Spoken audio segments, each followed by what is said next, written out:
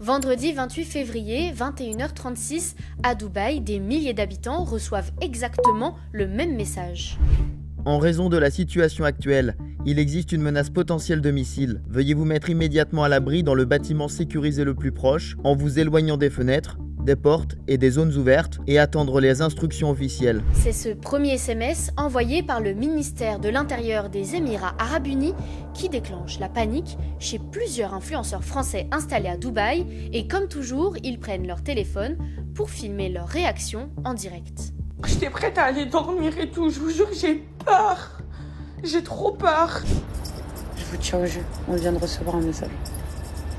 Depuis le début du conflit en Iran, on est presque tous tombés sur ces vidéos d'influenceurs, stressés et parfois tremblants.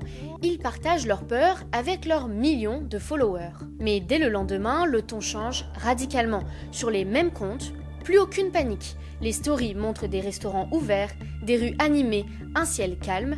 Bref, une fausse routine. Comment se fait-il qu'en moins de 24 heures, les mêmes créateurs soient passés de la panique totale à un calme presque absolu? La liberté d'expression n'existe pas. Influenceurs ou influencés, est-ce qu'ils racontent vraiment ce qu'ils vivent ou se laissent-ils guider par la politique du pays qui les accueille? C'est le récit de la semaine. Dubaï se situe entre l'Arabie Saoudite et Oman, sur la côte du golfe Persique. Mais surtout, l'émirat se trouve à seulement quelques centaines de kilomètres de l'Iran, de l'autre côté du détroit d'Ormuz. Le 28 février, le conflit éclate entre l'Iran d'un côté et les États-Unis et Israël de l'autre. Très vite, l'Iran étend ses ripostes dans la région, missiles et drones visent plusieurs pays du Golfe, dont les Émirats Arabes Unis, avec pour cible principale les bases militaires américaines présentes dans la zone. Les autorités émiraties affirment que des dizaines de missiles et des centaines de drones ont été détectés et interceptés dès les premières heures du conflit par leur système de défense anti-aérienne. Mais certains débris provoquent tout de même des dégâts, comme le montrent ces images. Pour la première fois, les conséquences directes d'un conflit régional se font sentir aux Émirats, bouleversant le quotidien de milliers de personnes, y compris celui des influenceurs installés à Dubaï. Depuis plusieurs années, Dubaï est devenu un véritable aimant pour les créateurs de contenu et les expatriés. On estime qu'environ 63 000 Français vivent dans l'Émirat et plusieurs dizaines de milliers d'influenceurs internationaux s'y sont installés. Avec près de 4 millions d'habitants, dont 90% d'expatriés, Dubaï est un carrefour mondial, une ville ultra connectée où le moindre événement peut très vite devenir viral. Et cette semaine, les influenceurs français basés à Dubaï se retrouvent au cœur de l'actualité et pourtant, ils ne représentent qu'environ 1% des influenceurs français. Mais certains sont parmi les plus connus. Maëva Guénam, Jessica Thivenin, Julien Tanti, Madi, Caroline Receveur ou encore Nabila. Bref, des visages familiers pour des dizaines de millions d'abonnés. Mais lorsque la guerre s'invite dans la région, cette narration soigneusement construite, celle d'un quotidien luxueux et parfaitement maîtrisé, se retrouve brutalement mise à l'épreuve. Dès le premier soir, les réseaux sociaux deviennent alors le principal relais des événements. Installé à Dubaï, Thibaut Didier a accepté de témoigner pour Ouest France. Je crois que c'est dans l'après-midi ou fin d'après-midi, on a entendu des premiers missiles exploser, donc se faire intercepter. Forcément, moi quand je suis sur place, moi c'est la première fois que je vis ça, je commence à avoir très peur. Et après, ça s'est intensifié dans la nuit. Donc c'était vraiment la première nuit qui était compliquée, on entendait souvent des missiles exploser dans le ciel, etc.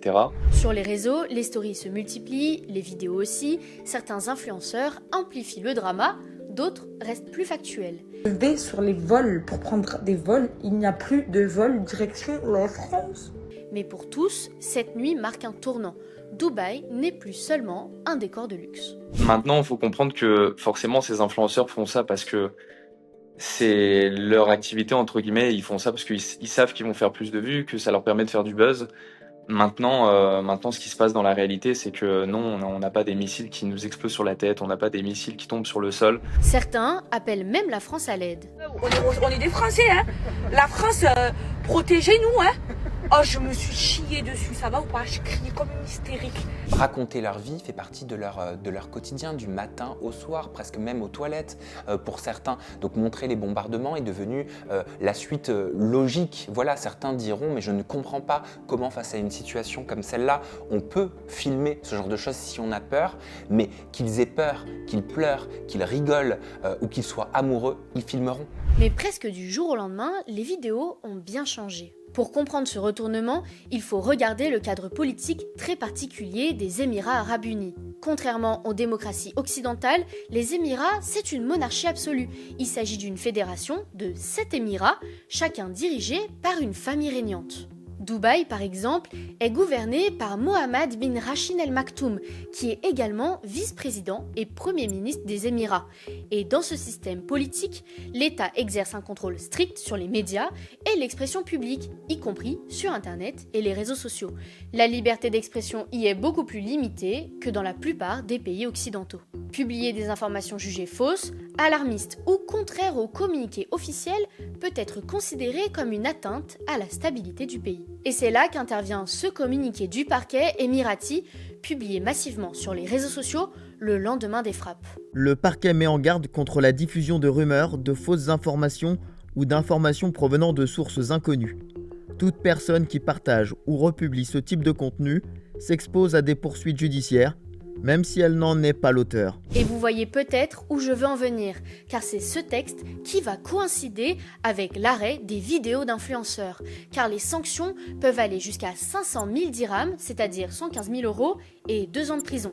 Pour les expatriés, une condamnation sérieuse peut entraîner une expulsion immédiate. De quoi faire réfléchir plus d'un influenceur. D'autant que dans plusieurs pays voisins, les autorités ont déjà procédé à des arrestations. Au Qatar, plus de 300 personnes ont été arrêtées ce mardi 10 mars pour diffusion d'informations jugées trompeuses. À Bahreïn, 4 personnes ont aussi été interpellées pour avoir filmé et publié des vidéos liées aux attaques iraniennes. Et au Koweït, même son de cloche, 3 personnes ont été arrêtées pour une vidéo se moquant de la guerre. Alors même s'il est difficile de prouver que les influenceurs de Dubaï ont reçu un avertissement personnel des autorités, il est quand même très probable qu'ils aient vu ces infos. Je me dis que ça doit être quand même difficile pour ces influenceurs à Dubaï parce que eux qui ont l'habitude de s'exprimer très spontanément sur leurs réseaux sociaux, sur leurs états d'âme, ne pas s'exprimer sur une peur aussi grande, ça doit être terrible.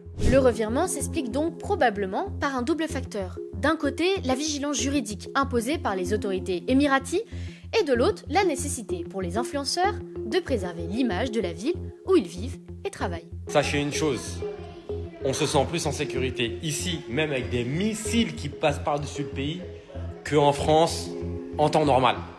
Emma Ferré, autrice et observatrice du milieu de l'influence, rappelle que cette communication positive fait partie intégrante du récit vendu par les créateurs de contenu installés là-bas. Ce mode de vie ultra safe qu'ils ont choisi pour cette raison. Donc c'est sûr que le discréditer tout d'un coup n'aurait aucun sens. Car pour beaucoup d'entre eux, Dubaï n'est pas seulement un lieu de résidence, c'est aussi la base de leur activité économique et de leur image publique.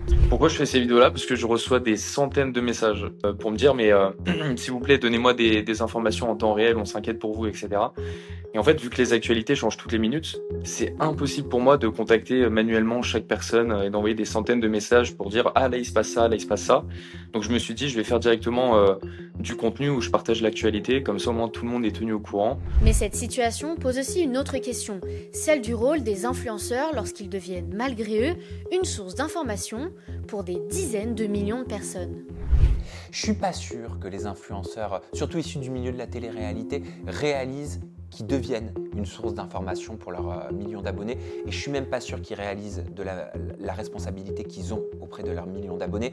Car oui, Dubaï a longtemps coché toutes les cases pour les influenceurs français. Soleil, villa de rêve, luxe ostentatoire et fiscalité très attractive. Mais cette semaine rappelle que derrière l'image d'une ville parfaitement maîtrisée, le discours public reste contrôlé. Reste à savoir si cette communication survivra à la réalité ou si certains finiront malgré tout par rentrer en France.